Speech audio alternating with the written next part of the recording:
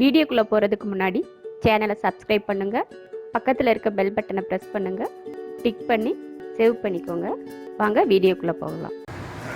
முருங்கைக்கீரை பொரியல் செய்ய போகிறோம். முருங்கைக்கீரையை க்ளீன் பண்ணி கழுவி எடுத்து வச்சுருக்கேன்.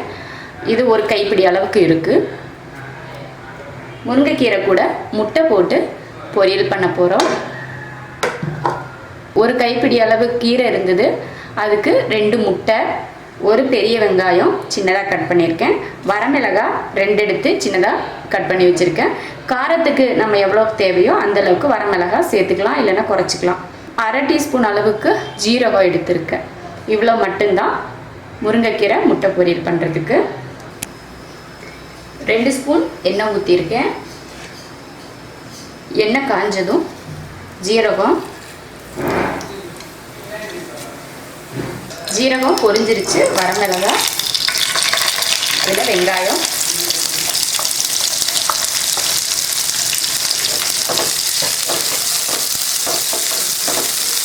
வெங்காயத்தை ரொம்ப வதக்க தேவையில்லை, இந்த அளவுக்கு வதக்கினா போதும். இல்லை கீரையை சேர்த்துக்கலாம்.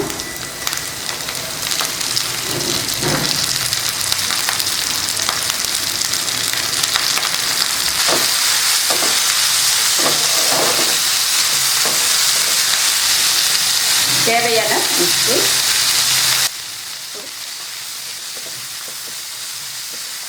கீரை கொஞ்சம் வேகிறதுக்காக கொஞ்சம் தண்ணி சேர்த்துக்கலாம்.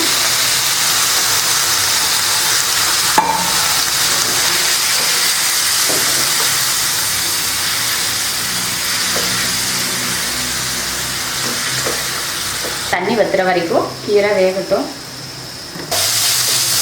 கொஞ்சம் தண்ணி இருக்குது, அது வற்றினதுக்கு அப்புறமா முட்டை சேர்த்துக்கலாம். இப்போவே முட்டை சேர்த்தா தண்ணியாக இருக்கிறதுனால நல்லா இருக்காது, சாப்பிட்றதுக்கு சதன்னு இருக்குது. அதனால் நல்லா வதங்கட்டும். தண்ணி இல்லாமல் நல்லா வதங்கிடணும் கீரை. அதுக்கப்புறம் தான் முட்டை சேர்க்கணும்.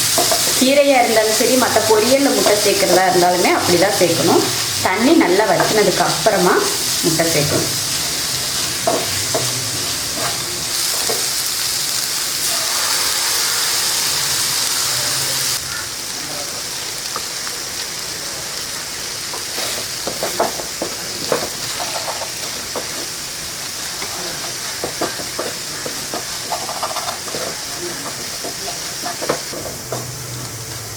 அவ்வளோதான்,